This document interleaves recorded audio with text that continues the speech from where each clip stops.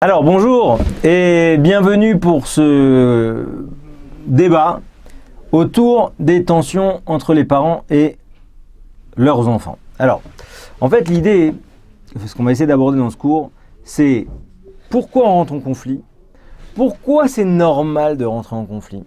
D'accord, il faut bien comprendre que quelque part ça fait partie de la vie, ça fait partie d'un système, d'accord, de ne pas être d'accord avec ses parents.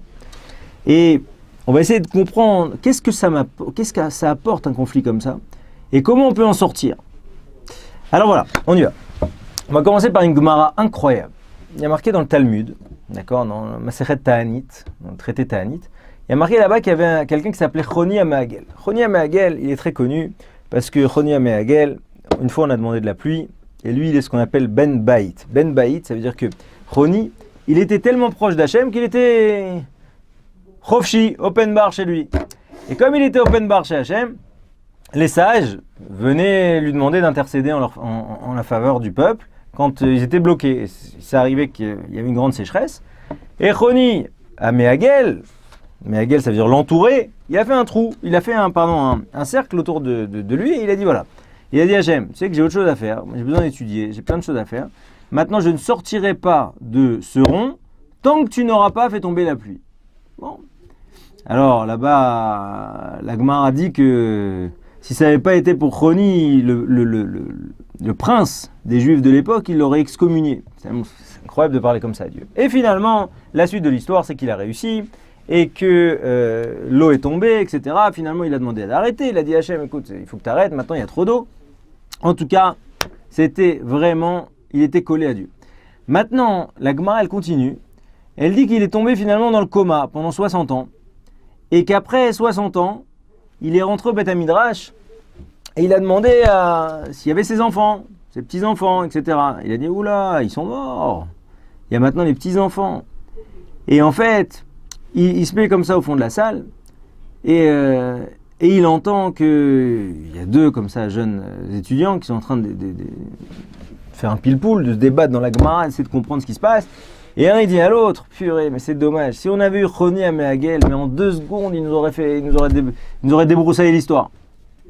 Finalement, lui, il se lève, il dit bon, écoutez, c'est moi Choni HaMe'agel. Voilà comment il faut comprendre le débat là-bas. Lui, il pose ça. Rabat, il n'est pas d'accord, et voilà ce qu'il y a en creux. Et impossible pour eux d'accepter l'explication de Choni HaMe'agel. Alors, ça l'a rendu tellement triste, il a essayé comme ça 2-3 fois, qu'il a demandé à Dieu, il a dit écoute, voilà, moi, si je peux pas donner de Torah, ma vie elle sert à rien.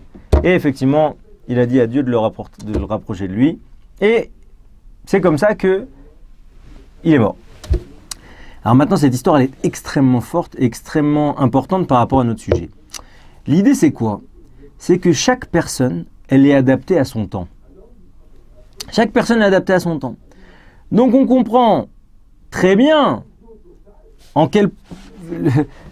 où il peut y avoir des conflits entre des parents et des enfants qui ont 20 ans, 30 ans d'écart.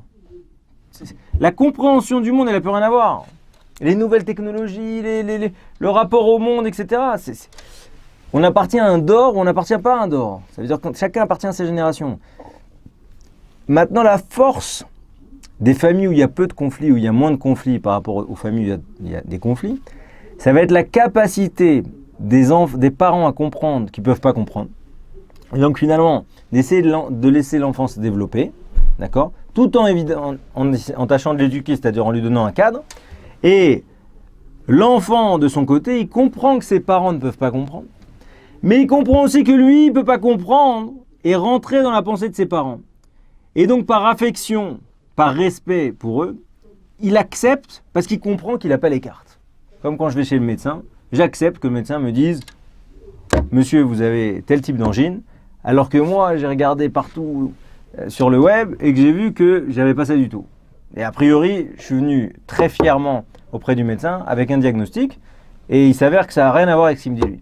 Mais sauf que lui, il a bac plus 12, que moi, j'ai passé 12 minutes sur Internet et donc, l'un dans l'autre, je suis... Bon, eh bien, c'est le même principe.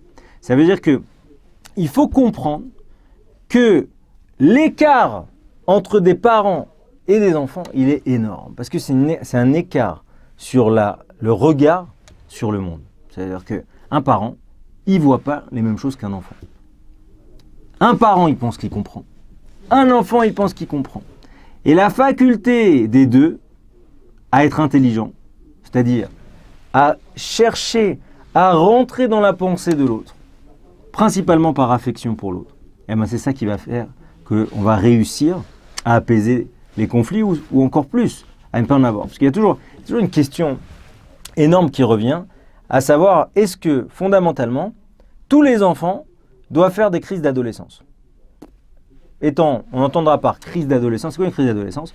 C'est l'idée que un ado, d'accord, en hébreu ils disent tipesh esrei, guilty pesh esrei, ça veut dire que l'âge bête. Un ado, il pense, en fait, il commence à comprendre qu'il peut vivre au-delà du regard de ses parents. Un adolescent comprend qu'il n'est pas contraint et qu'il peut exister, il n'a pas besoin juste de la reconnaissance de ses parents, mais que la reconnaissance de ses pairs, P-A-I-R-S, donc de ses amis, etc., lui suffit largement. Et la question, ça va être, est-ce que la reconnaissance de ses amis va écraser la reconnaissance de ses parents? Et finalement, lui, il va avoir une posture de, écoutez, vous y comprenez rien, moi j'ai tout compris. Ça, en réalité, ça traduit un truc simple, ça traduit la volonté d'exister. Grandir, c'est vouloir occuper une place. D'accord? Victor Hugo disait quelque chose d'extraordinaire. Il disait, être enfant, c'est en vouloir à ses parents. Ils ne sont jamais assez bien. D'accord? C'est normal. On pense toujours qu'on peut avoir mieux, ou du moins qu'on peut faire mieux. Et souvent, quand les années passent, on s'aperçoit que c'était pas si simple. Mais en tout cas, Victor Hugo dit qu'on devient adulte.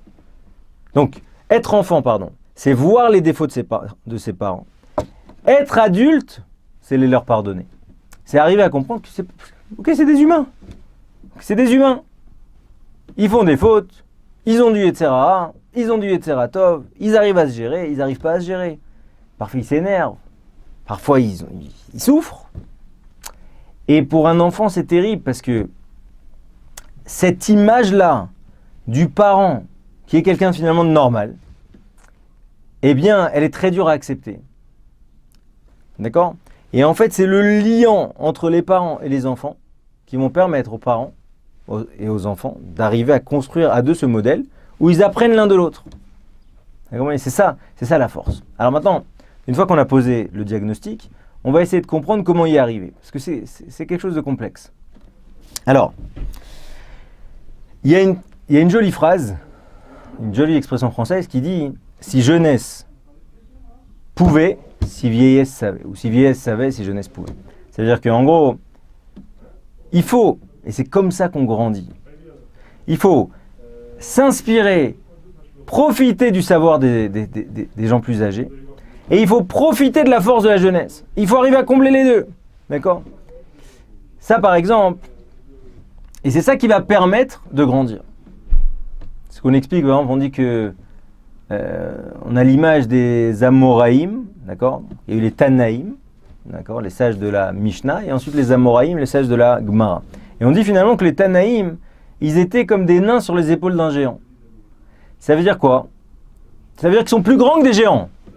Parce qu'un géant, il n'est jamais plus grand que le nain qui est monté sur lui. Il aura une vision plus haute. Et c'est le même principe.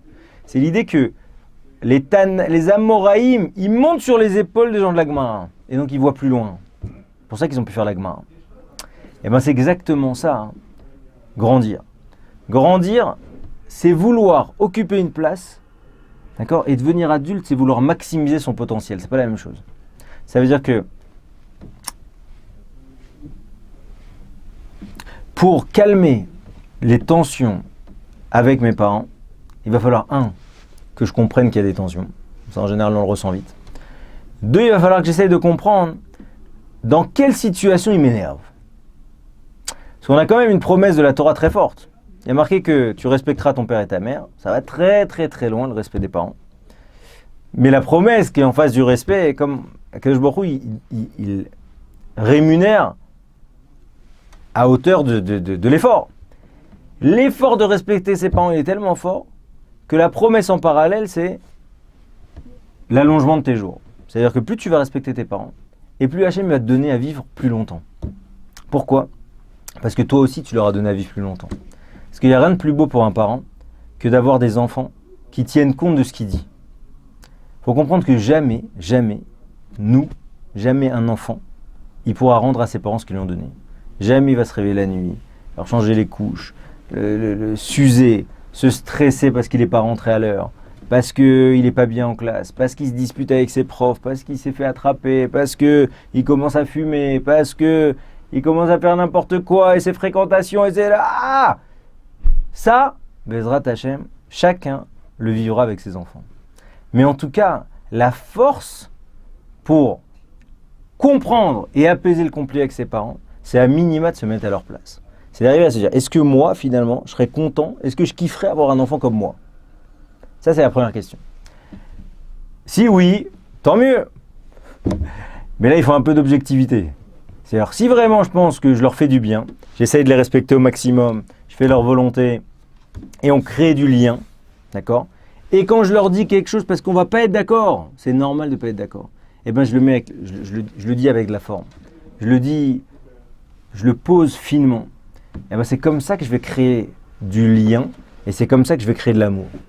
Et plus on va s'apprécier, d'accord, dans nos différences, et plus on va grandir ensemble. Mais la faculté, c'est de dire, écoute maman, je ne suis pas d'accord avec toi. D'accord ? Parce que je ne comprends pas. Explique-moi ce que tu veux dire.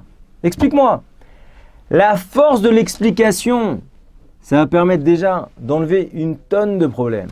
Ça veut dire que, fondamentalement, quand on ne s'entend pas avec ses parents, il faut en parler avec eux. Il faut dire, écoutez, franchement, ça me fait beaucoup de peine. Et un parent ne peut pas rester insensible à la peine de son enfant. Il dit, tu sais papa, quand tu me dis ça, mais ça me crève le cœur. Le problème, c'est que le parent, il ne se rend pas compte de ça.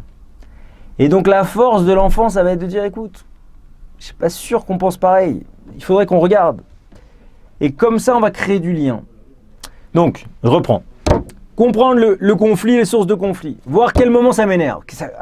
Quand est-ce que j'enrage. D'accord ? D'essayer d'isoler ça. À quel moment ça arrive. D'accord ? Pour se dire, une fois que j'arrive à isoler, à comprendre ça, et bien derrière, je vais mettre en place un plan. Alors, c'est quoi ce plan ? Ce plan, il est simple. C'est de dire, premièrement, je gagne rien étant en embrouille avec mes parents. Je gagne rien, ça gagne rien. Ça va juste polluer l'ambiance. Le problème, c'est que même si on a cassé le lien affectif, on est toujours pris. On est pris par ses parents, on est pris par ses frères et sœurs, etc. Et ça flingue absolument toute l'ambiance à la maison. C'est une catastrophe. Donc maintenant, on doit se dire, attends, est-ce que je suis logique ? C'est quoi le but de ma vie ? Le but de ma vie, c'est quoi ? C'est de créer des embrouilles, c'est ça, c'est pour ça que je suis né. C'est de montrer que je suis fort. Le but de ma vie, c'est d'arriver à gérer un maximum de sphères, la sphère des amis, la sphère des parents, la sphère des grands-parents, la sphère des frères, et de m'en sortir bien dans chaque sphère. C'est ça le but. De réussir à l'école, de réussir dans le limoud, de réussir en sport, de réussir au foot. C'est d'arriver au maximum de mon potentiel. Le seul moyen d'arriver au maximum de mon potentiel, c'est d'être bien dans chaque sphère. Et donc finalement, je dois partir de ce principe que j'ai rien gagné. C'est-à-dire que fondamentalement, dans les embrouilles familiales, j'ai rien à gagner. Parce que je ne pourrais jamais faire passer de message si on est en guerre. Par contre, si je viens et je crée du lien et je suis gentil, etc., je vais pouvoir faire passer beaucoup plus de choses, je vais pouvoir me créer beaucoup plus de liberté. Donc, comprendre l'intérêt d'un shalom baït, au sens d'une paix à la maison avec ses parents. Et ensuite, une fois que j'ai compris ça, eh bien derrière, de mettre en place, de me connaître, de voir qu'est-ce qui me rend fou, d'en parler, d'extérioriser, et petit à petit, évidemment que je vais tomber, évidemment qu'il y aura des cris, mais par contre, petit à petit, je vais comprendre. Je vais m'améliorer.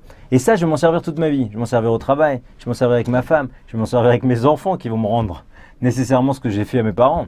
Mais ce point-là, il est clé. Où je veux aller, je sais. Je veux réussir au maximum dans chaque domaine. Pour réussir dans chaque domaine, le domaine des parents, il est essentiel parce que je vis avec eux, parce que très souvent, ils m'aident financièrement, etc. Donc déjà, ça, je dois apaiser la situation. Je dois apaiser, je dois être fin. Alors je ne me fais pas écraser, c'est pas ça l'idée. L'idée, c'est qu'il y a suffisamment d'affection et suffisamment de liens, de don contre don, d'accord, que je puisse parler.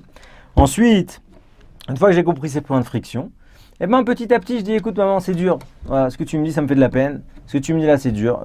Je sais que je ne suis pas parfait, mais je vais m'améliorer là-dessus.